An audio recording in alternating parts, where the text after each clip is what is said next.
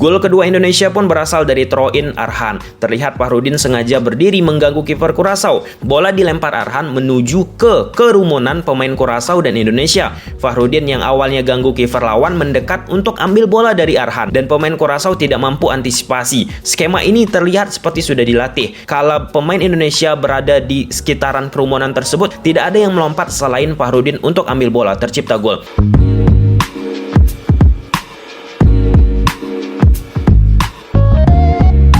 Kembali throw-in didapat oleh Indonesia lewat Yaakob Sayuri. Terlihat Witan mengikuti apa yang dilakukan Fahrudin yang bergerak dari posisi belakang garis pertahanan Curaçao. Namun long throw-in Yaakob tidak menjangkau Witan.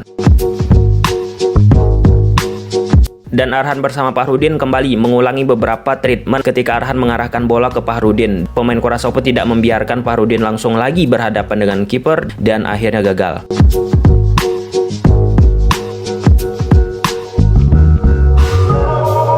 Ya, itu merupakan proses throw-in atau pelemparan ke dalam yang dilakukan oleh timnas Indonesia bersama Sintayong. Oke, kalau kita bicara dari sisi permainan build up dari bawah, tengah sampai depan, sering kita bahas teman-teman. Kemudian transisi ataupun counter attack yang dilakukan Sintayong bersama timnas Indonesia mungkin sudah banyak bertebaran di media sosial yang membahas hal demikian. Nah, salah satu yang penting sebenarnya yang jarang diperhatikan orang secara spesifik ya teman-teman, yaitu memanfaatkan set piece, bola mati, corner kick, throw in dan lain sebagainya dalam menciptakan gol ataupun peluang. Di momen Indonesia saat menghadapi Curaçao, Indonesia mampu menciptakan gol bahkan peluang dari sesi throw in ataupun lemparan ke dalam. Datanya teman-teman dari yang aku hitung ada 4 percobaan throw in attacking ya. Mencoba menyerang, mencoba menciptakan peluang dari sesi lemparan ke dalam. Yaitu ada 4 kali, 3 berhasil mengarah ke gawang dengan presentase keberhasilan 75%. For your information lagi, jadi dari beberapa pertandingan ke belakang STY bersama timnas Indonesia, ini aku buka-buka aja datanya teman-teman ya, untuk bahan edukasi bahwa set piece, throw in, corner kick dan lain sebagainya salah satu hal yang penting sekarang dalam menciptakan gol ataupun peluang. Pada saat menghadapi Nepal di kualifikasi Piala Asia beberapa waktu yang lalu, itu presentase keberhasilan timnas Indonesia memanfaatkan throw in attacking ya, lemparan ke dalam hanya 20%, menghadapi Jordania 40%, menghadapi Bangladesh 50%, menghadapi Thailand di AFF beberapa waktu yang lalu 17%, menghadapi Singapura 25%, menghadapi Malaysia 33%.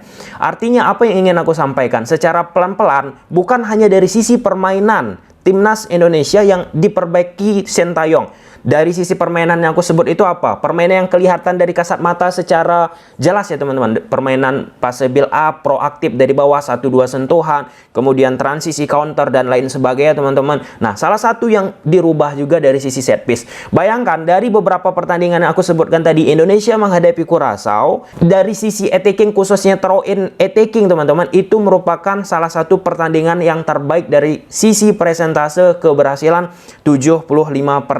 Nah, artinya apa? Ini menjadi salah satu kekuatan dari timnas Indonesia, bukan hanya memanfaatkan permainan dari open play, tetapi memanfaatkan dari lemparan ke dalam. Ini juga sebagai warning ya bagi tim lawan ketika menghadapi timnas Indonesia, bahwa Indonesia pun lewat set piece sangat berbahaya. Kalau kita bicara ya, di luar negeri itu, di Inggris lah khususnya, Liga Inggris, aku punya data bahwa di musim 2021-2022, di musim lalu, Man City dari Inggris ya, merupakan tim yang paling banyak ciptakan gol lewat set piece, lewat bola-bola mati teman-teman, lewat throw in, corner kick dan lain sebagainya teman-teman. Nah, dari data tersebut, City berhasil menciptakan 99 gol dalam satu musim kan. Dari seluruh gol yang berhasil mereka cetak, 21 gol diantaranya datang dari set piece. Nah, di sepak bola Eropa, sisi-sisi detail seperti ini diperhatikan. Oleh karena itu, aku ingin memberikan informasi kepada kalian bahwa ada loh berbagai macam tim analisis di tubuh sepak bola Eropa itu yang bisa mungkin menjadi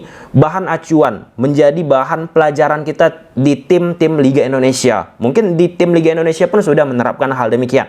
Yang pertama, recruitment analyze. Ini tugasnya teman-teman, biasanya di dalam satu tim itu diletak ada tim talent scouting sama pemandu bakat. Yang kedua ada data analyze. Data analyze ini bagi yang nggak suka angka akan sangat sulit menerima hal ini. Tetapi kenyataannya data analyze itu di Eropa teman-teman, Liverpool, Man City itu pelatih-pelatihnya suka mengcombine dengan data. Jadi kalau misalnya ada, mungkin kalian yang di video ini ada juga tidak suka melihat data, ya sulit ya kalau kita bawa pemikiran tersebut ke luar negeri. Jadi antitesis jadinya, jadi nggak produktif. Ada data analyze, sedangkan di satu sisi menolak data analyze. Jadi cukup menarik dan cukup unik. Performance analyze bertugas menganalisis jalannya pertandingan yang dimulai dari pengumpulan data sampai dengan penyampaian di sesi akhir pertandingan ya teman-teman. Dan yang keempat ada option analyze, membantu pelatih untuk menganalisis kekuatan ataupun taktik lawan yang akan dihadapi.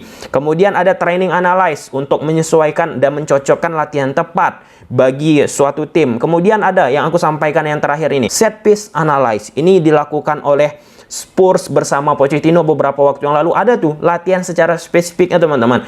Maurizio Sarri juga mempunyai throw-in rutin ketika sesi latihan dan itu diimplementasikan di dalam lapangan dan banyak lain sebagainya teman-teman. Nah, kalau kita bicara tentang tim analyze ini, nggak harus menjadi pelatih. Ya, ada juga beberapa yang menjadi pelatih. Contohnya Andre Villas-Boas, teman-teman yang pernah dulu menjadi tim analisis taktik itu, kemudian dia menjadi pelatih. Nah, jadi ini sebagai gambaran juga ke kalian bahwa nggak semuanya loh tim analisis itu harus menjadi pelatih. Kalau misalnya semua menjadi pelatih, siapa yang akan mengisi performance analyze, kemudian data analyze, option analyze, dan lain sebagainya. Kita berpikir lebih jernih. Ada juga tuh yang mensupport di belakang layar suatu tim itu hebat. Nah, jadi ini satu hal yang menarik tentunya kalau kita bicara tentang Sintayong bersama timnas Indonesia, pendekatannya untuk memanfaatkan bola-bola set piece, throw in, corner kick, dan free kick teman-teman, itu salah satu yang patut kita apresiasi.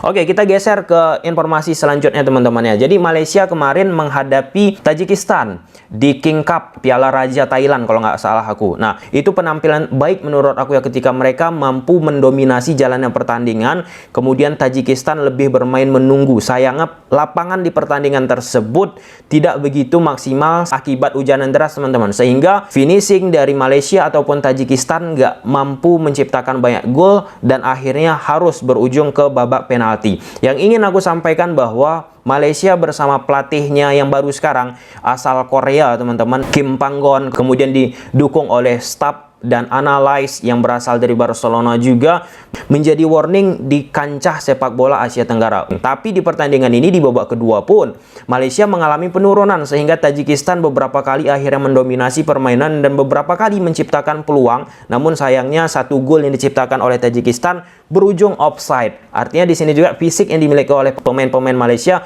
belum begitu konsisten sepanjang pertandingan. Apalagi di pertandingan ini hujan deras, stamina akan banyak keluar dan itu mempengaruhi pertandingan ini teman-teman. Oke, kita lihat lah ya kekonsistenan dari Malaysia ini juga, apalagi Kim Panggon masih baru seumur jagung lah ya bersama timnas Malaysia. Perlu lagi pembuktian apakah Kim Panggon bersama Malaysia ini mampu menunjukkan sesuatu yang luar biasa. Dan di media sosial juga lagi ramai ini ketika pendukung-pendukung Malaysia teman-teman mengapresiasi lah ya ketika timnas Indonesia mendatangkan tim Curaçao dalam sesi uji coba pertandingan FIFA Matchday. Kenapa? Karena timnas Malaysia juga sedang ingin-inginnya nih untuk memperbaiki ranking FIFA mereka untuk semakin lebih baik.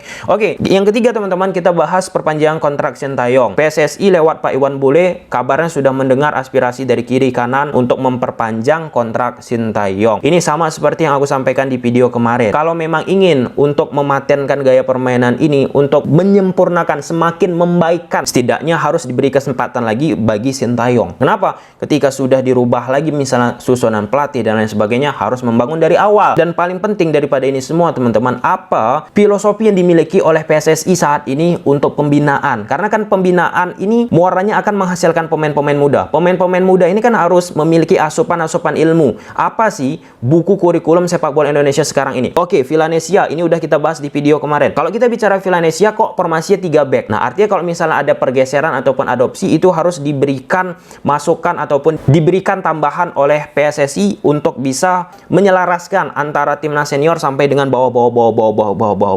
Oke, mungkin sampai sini dulu aja video teman-teman. Semoga kalian suka. Bye.